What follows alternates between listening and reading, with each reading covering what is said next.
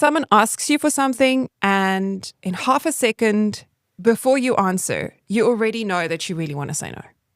And before you can stop yourself, you say yes. And then you spend the rest of the week quietly furious at them, mostly, which is probably unfair, and at yourself, which is totally worse.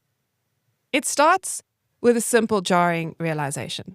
The moment you realize that being assertive doesn't have to mean being unkind. It's a strange thing to have to say out loud that you can be productive and direct without being nasty. But until you pull those two ideas apart, you spend your life walking on eggshells. You're listening to Amplify with Purpose, Business and Life Unlocked. I'm Odette De Beer. This is where we have real conversations about building a business and a life that actually works.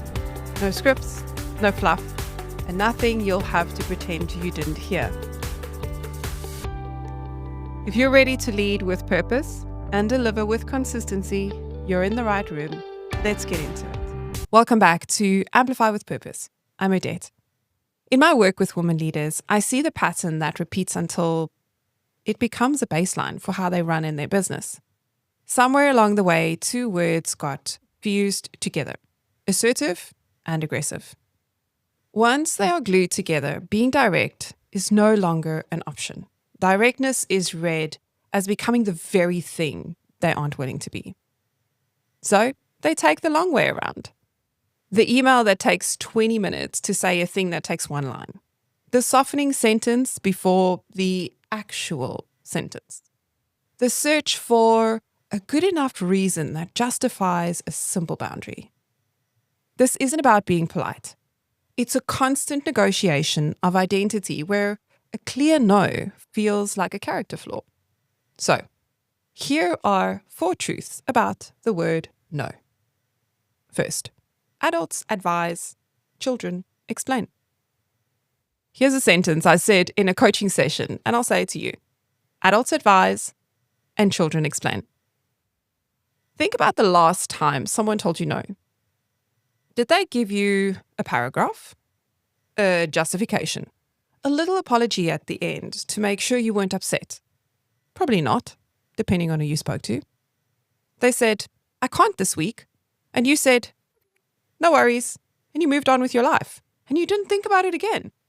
Now, think about the last time you said no. How long was your no sentence? Because here's the thing about explanation. It's actually not politeness. It's permission seeking. When you attach a reason to your no, you're handing the other person a document to assess. And that document can be argued with. Oh, but if that's the only reason, then surely you could. You gave them the crowbar, and then you're surprised when there's a gap. Really? You don't owe anyone an explanation. You can offer one. That's a gift. And sometimes it's the right one. But offering and owing are very different transactions. And most of us have never done the first one. Now, the part where research gets genuinely uncomfortable, there's a body of work in occupational psychology, and it's something called overcommitment. It sits inside effort-reward imbalance model, and it measures exactly the thing we're talking about today. It's the person who can't switch off, who takes on more than the role requires, who people say, you sacrifice so much for this. In 2025, a longitudinal study published in the Spanish Journal of Psychology did something new with it. It followed people over time and treated workaholism and overcommitment not as 2 separate traits, but as 2 stages of a single process, one leading into the other, and from there into burnout. Here's the finding that I want you to sit with. They tested whether job satisfaction protected people, whether loving your work buffered you. It didn't. It strengthened the pathway. The more satisfied people were, the more strongly the drive to work fed into overcommitment, and overcommitment is what feeds burnout. Yes, I want you to hear that again. Listen to it for yourself. Loving what you do is not a safety feature. If anything, it's an accelerant. Because when you love it, every yes feels justified. Every extra hour feels like a devotion rather than a depletion. The women I coach are not burning out because they're in the wrong business. A great deal of them are burning out because they're in exactly the right one. And there's no natural break on a thing you love. Assertive is not aggressive. And the people who say it is are telling you about themselves. The third truth is that there's one thing that we've all been afraid of. There's a 2025 study, university ambassadors published in CCF Transactions on Persuasive Computing and Interaction. They looked at assertiveness and job burnout and found a strong relationship. The more assertive people were, can you guess it? Yep, the lower the burnout. With psychological resources sitting in between as the mechanism. It's one study in one sector, and I'll take it as a signal rather than a law, but the signal points to the same direction as everything else in the field. Being able to say what you need is not a personality luxury. It's load-bearing.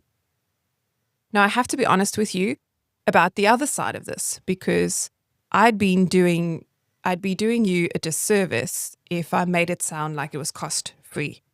Research on assertiveness at work consistently finds that women, and particularly women of color, get read as aggressive or for behavior that reads as decisive in someone else. That's real. That's documented. That's not in your head. But here's what I want you to do with that. And it's not so be careful. It's this. When someone calls your boundary aggressive, they are giving you information about their comfort, not about your behavior. Those are two different reports, and only one of them is about you. You don't need people to love your boundaries. They're allowed to be uncomfortable. You have to love your boundaries because you're the one who has to live inside the life that they build. Here's the fourth truth. And this is where it gets practical and where I want to bring in my book. The catalytic code is built on 3 movements in this order: purpose, then performance, then legacy.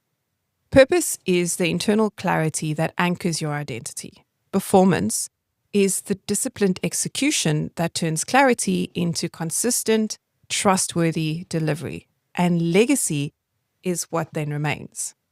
Notice the order because it explains why no is so hard. When purpose comes first, you have something to say no on behalf of. The request isn't being weighed against your mood or likability. It's being weighed against a thing you've already decided matters.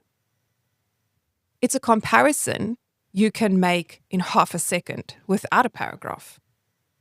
When your purpose isn't yet settled or anchored, every request arrives with equal standing.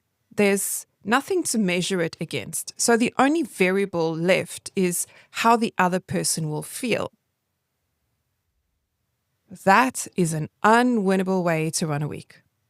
And in the book, I write about the 5 elements that have to line up before you can build from who you actually are.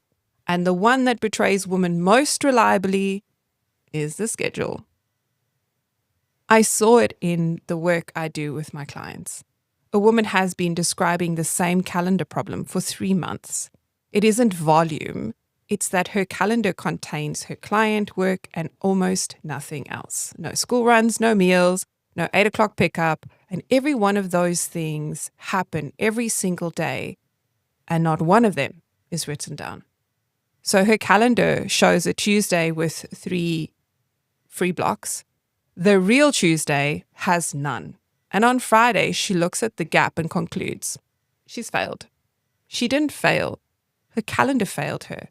By promising a woman who was never going to show up that day. Here's why that belongs in an episode about saying no, and a no needs somewhere to stand. If your calendar doesn't contain your actual life, you have no evidence that you're full. And the woman with no evidence will always say yes. This week's ritual takes 2 seconds, and it goes next to the sticky note you already know from this show. 1 win, 1 focus, 1 block. It's called the full stop. Say the no. I can't this week. Then stop. Count to 3 in your head before you say anything else. That's it. That's the whole ritual. Because the no was never the hard part. You can say no. What you can't do is leave it there. And the 3 seconds are long enough for the reflex to pass and short enough that the silence doesn't get strange. If after 3 seconds you genuinely want to offer a reason, offer it freely. That's an adult giving a gift. What you'll find is that most of the time you won't want to. And the other person will say, no worries, and move on. And they won't think about it again. So, adults advise, children explain. The yes you don't mean is the expensive one, and loving your work won't save you from it. Assertiveness isn't aggressive, and discomfort is a report about the other person. And your no needs somewhere to stand. If that last one landed, if what you actually heard in this episode is that you've been saying yes because you never settled on what saying no on your behalf of, then the book is where I'd send you. It's called The Catalytic Code, a framework for women who are ready to build from who they actually are. The catalytic system, purpose, performance, legacy, in that order and for that reason, and the 5 elements that have to line up before any of it holds. Start with a chapter on the elements. Then go and check which one your calendar is quietly betraying. The link is in the show notes. And when the schedule chapter finds you, because it will, send me a message. Those are my favorite ones to answer. This week's question: what's the one yes you're carrying that you don't actually mean? Just one. Send it to me on LinkedIn or Instagram or comment on the Substack. I read every message. And if you are listening to this thinking the real problem is that nobody ever asks you a second question on a Monday, that's what the Growth Collective is for. It's a small and honest room that's not for everyone. But if it's for you, details are in the show notes. If Amplify with Purpose served you today, follow the show, leave a quick review, and send this one to a friend who writes the 20-minute email. She knows, you know, because when you lead with purpose and deliver with consistency, you don't just succeed, you create impact that outlasts you.